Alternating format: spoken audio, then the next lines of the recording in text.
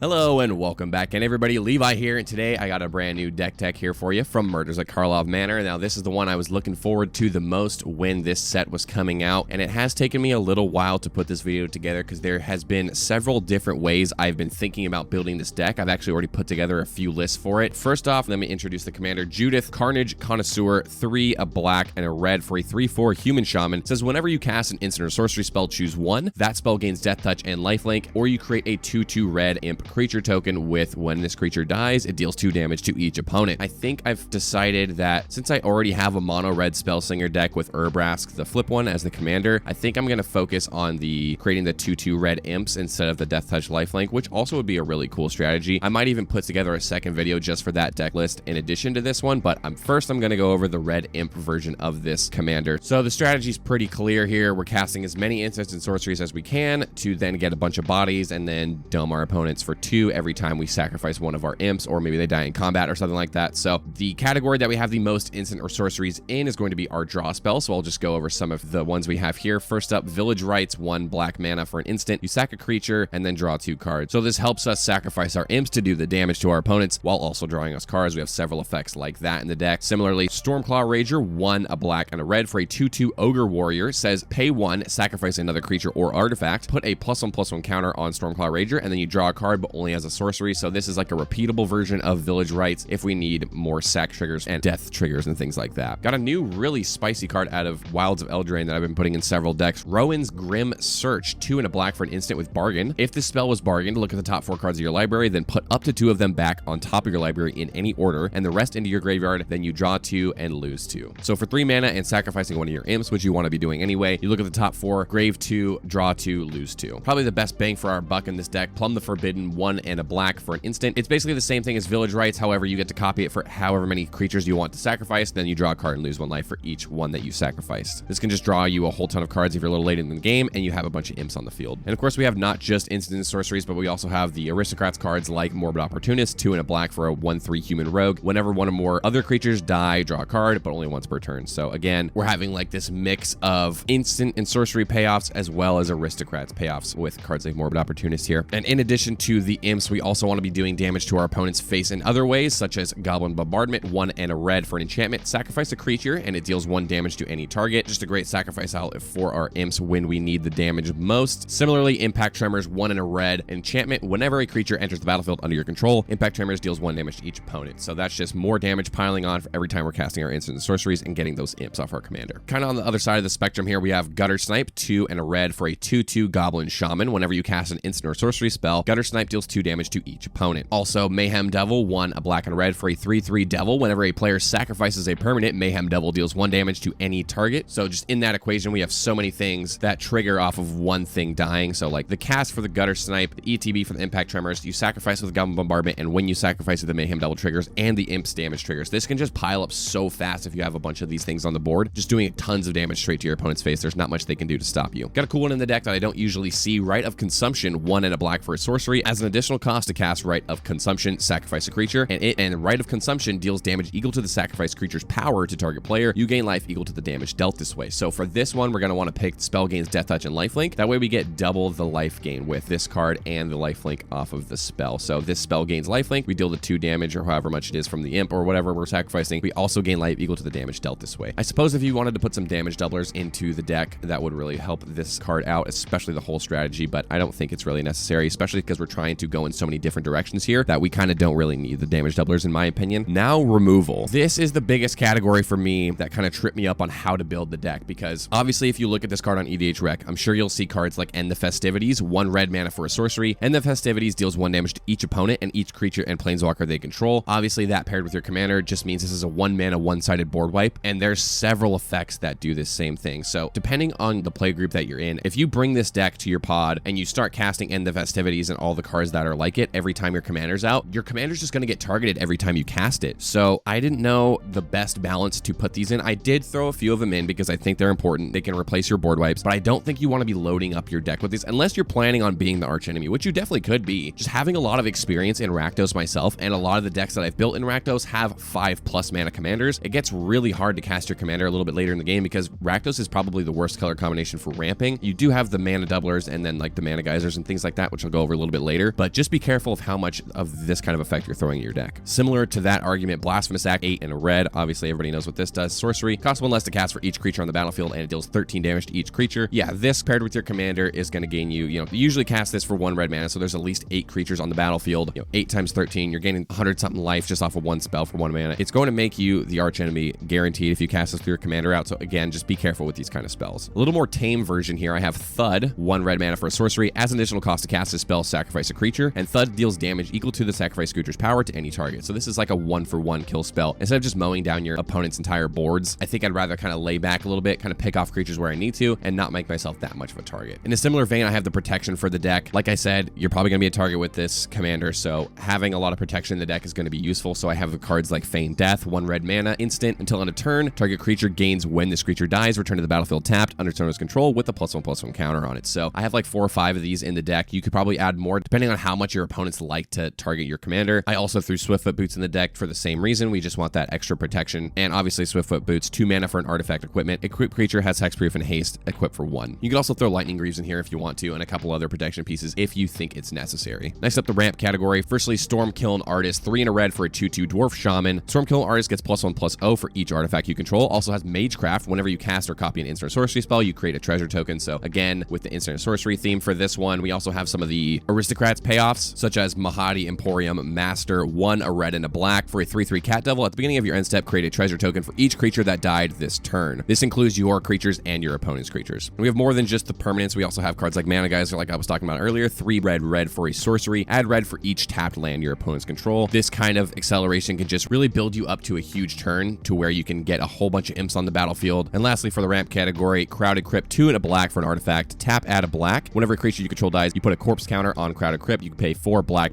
tap it, sacrifice it. Create a 2/2 black zombie creature token with Decayed for each corpse counter on Crowded Crypt. Obviously not as good as our imps with our commander, but a little bit later in the game, if you need a few more things to sacrifice to just end the game, Crowded Crypt is a good thing that like gets incidental value over time. And last but not least, talking about the utility here like I usually do, just some cards that fit into the deck that don't exactly fit into the other categories, but help propel the strategy forward. So first up, Lich-Knights Conquest, 4 and a black for a sorcery. Sacrifice any number of artifacts, enchantments, and/or tokens. Our case, it's going to be the tokens, and then you return that many creature cards from your graveyard to the battlefield. So obviously a little bit later in the game, once some of your important creatures have died or have been milled or whatever it is, you can bring them back by just sacrificing a few of your imps to get back, all of your big key pieces like Mayhem Devil and Guttersnipe, things like that. Also, ways to reuse your instant and sorceries are really good in this deck, like Past in Flames, 3 and a red for a sorcery. Each instant and sorcery card in your graveyard gains flashback till end of turn, and the flashback cost is equal to its mana cost. This card also has flashback for 4 and a red, so you can use it twice. This paired with like your Mana Geyser or one of your big mana spells can just help you go off and really try to close out the game. Last but not least, I got Raphael, Fiendish Savior, 3, a black and a red for a 4/4 Devil Noble with flying. Other demons, devils, imps, and tieflings you control get +1/+1 and have lifelink. That's the important text on this one for this deck. However, at the beginning of each end step, if a creature card was put into your graveyard from anywhere this turn, you create a 1/1 red devil creature token with whenever this creature dies, it deals 1 damage to any target. So the imps are basically just upgraded devils since they do the 2 damage to each opponent instead of the 1 damage to any target. Those could come in handy if some of our creatures happen to die and we do get the 1/1 devils off of Raphael, but the main reason we have it is to give our imps +1/+1 and lifelink, so they'll be 3/3s. If they die in combat, you'll be gaining 3 life off of the combat damage, and then when they deal 2 damage to each opponent, you're getting 2 instances of life gain from each of your opponents. So if you have 3 opponents, gaining 3 from the combat, and then 2, 4, 6 from each of your opponents, that's 9 life just from one of your imps, and you're going to obviously have a ton of them, so Raphael is definitely needed in this deck, I think. And that's pretty much it for Judith, Carnage Connoisseur, at least this version of the deck. Like I said, I might throw up a second deck tech for the other version where it's more focused on the damage output and the death touch and lifelink thing, but I think if I'm going to build one of them, this is probably going to be the one I build in paper, so I wanted to throw this one out here for you guys, but that's all I got for today. If you want to check out the full deck list, it's down in the description. You can click on the Arc Deck link. Other than that, thank you guys so much for watching. I'll see you guys in the next one, all right? Take care.